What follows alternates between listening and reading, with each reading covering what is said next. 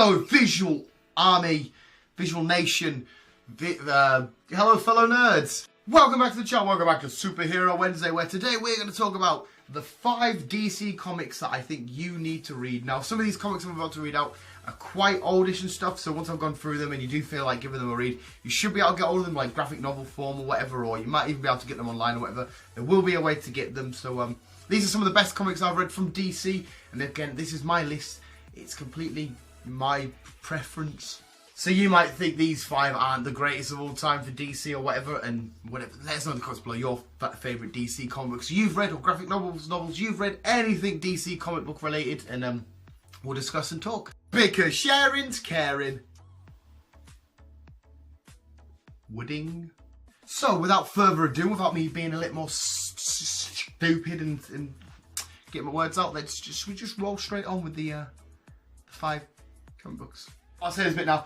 Thank you, and you know, if you do like the video, what about me? That'll be amazing.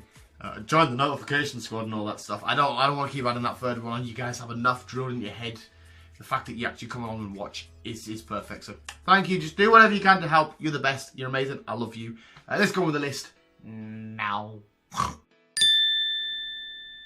We've got, kicking off our list is JLA Earth 2. Amazing book.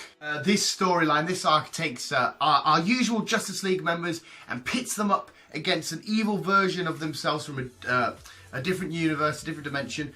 So it's like an evil version. You've got like Batman and Green Lantern and Wonder Woman and all that there. So it's like the good regular ones that we know, and then the bad evil ones, that pits them all together.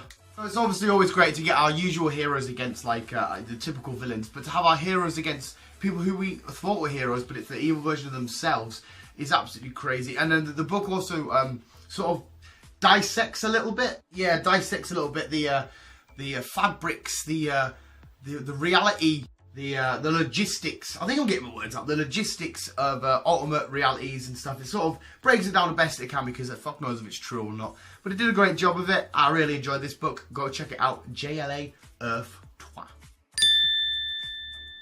The name is just going to sell it for you straight away anyway. It's Batman The Long Halloween at number 4. What a fucking amazing book. Now this book takes place completely straight away after Batman Year 1, which is also on the list. It's all revolved around a murder mystery, and it's completely quite complex, and great storytelling and great character development. So you got Batman coming back after the whole Year 1 stuff on a crazy murder mystery.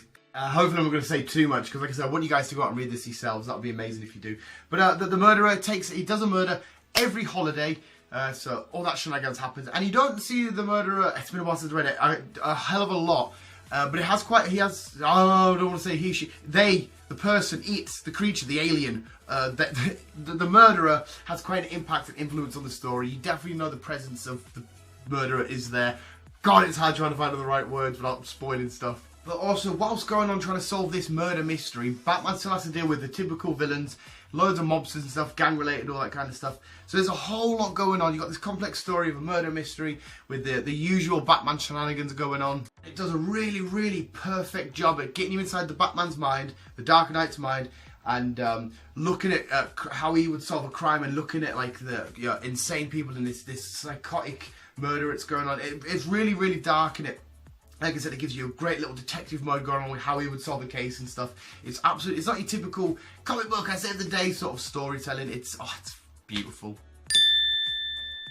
Number 3, we got the Teen Titans, the Judas Contract. This is absolutely a sick story.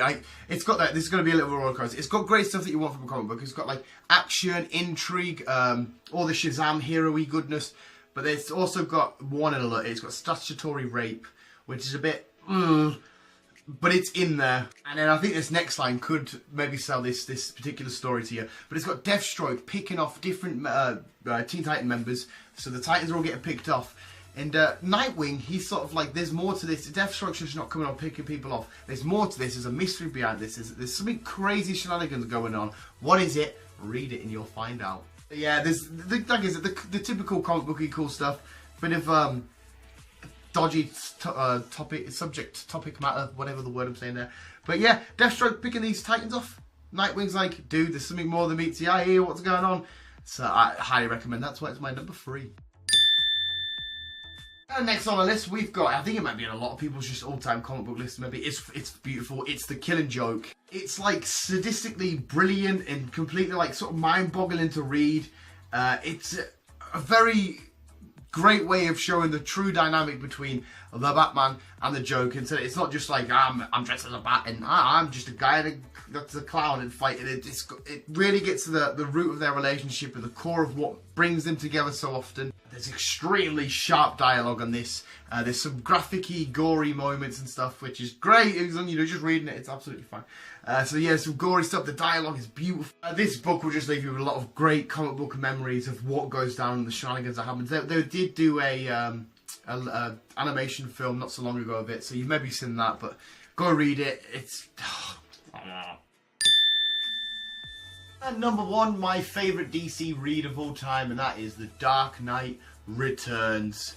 Batman is back, and he's bringing the Batman persona back. He's back being the Batman that we know and love, and it's a great story that they tell here. Quite early on, we you know, he's slammed in the face of the Joker and Two-Face.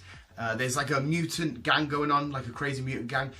He's slightly older and stuff. He's not as agile and he's not as he used to be. He's very sharp-tongued as well. He's a lot more brutal and blunt. But he's got completely, he didn't have zero tolerance as it is, but he's got even more zero tolerance. He'll just come up against any criminals, any sort of, you know, wrongdoers. Boom. He even comes up against the Man of Steel. He's got zero toleration. You know, I'll squish you, pal. He's there. So yeah, he's a lot more rugged, a lot more, less nimble and stuff. It's more of a older, just don't commit crime, grr, sort of Batman that we're getting in this book. But the illustration's beautiful, artwork is amazing, and this book, this story really did change Batman forever. The sort of arc and ways that he could go in the future readings or future storytelling of the Batman. It really changed everything. It was beautiful, it was amazing. It's my favourite DC read of all time. In amongst my notes as well of stuff that I think would be great to point out for you, visuals. Here's another few things, again, quite old. These are just some other ones that I really enjoyed. And again, they're old, but you should be able to get hold of them somewhere. We've got Superman, Red Sun on there. I know, I don't like Superman. Enjoyed that read. We've got Green Arrow, Longbow Hunters. That was great. Sort of like the DC were getting sort of sick, not sick of Oliver Queen and Green Arrow. They thought people were getting bored, so they sort of try and change it and made him like a proper people's hero, where he was just on the ground level, you know, doing the nitty-witty crimes and stuff. It was absolutely fantastic. New Gods, obviously New Gods was crazy. Swamp Thing, the anatomy lesson. Swamp Thing's amazing. I don't read enough Swamp Thing. I've read a few things and stuff. I've got a few comic books and that. But that was highly recommended to me, so I read it. Beautiful. And Identity Crisis. There's a few more, there's loads more we can go through. Like I said, let us know your favourites down below. There's a few more we can go on, but that was my 5 favourite DC reads of all time. But yeah, visuals, go check out any of them titles that you want, all if you can, or if you have already read them, let us know in the comments below how much you liked them, if they were some of your favourites, if they were some of your least favourites for DC reads. But I thoroughly loved all of them. DC do make some really fantastic comics. Some have been a bit hit and miss, but they do make some classic, iconic comic books. Great storytelling, it's just whoever's got their hands on them at Warner Brothers, storytelling-wise on the big screen, needs to think it. Yeah, I've been thinking a lot of how I would redo the DCEU. Let us know if you want me to give you my thoughts on that in a future video. I am more than happy to do it because it's a subject me and Chris have talked about together loads. But I think I've got the ultimate Batman film in my head. Maybe a lot of Batman fans do. So thank you for watching, visuals. Hopefully you did enjoy, and just have a good rest of your day, rest of the week, rest of your life. Just, you know, go punch the clown prince of crime. Visuals, keep being you and keep on, woohoo, keep it on.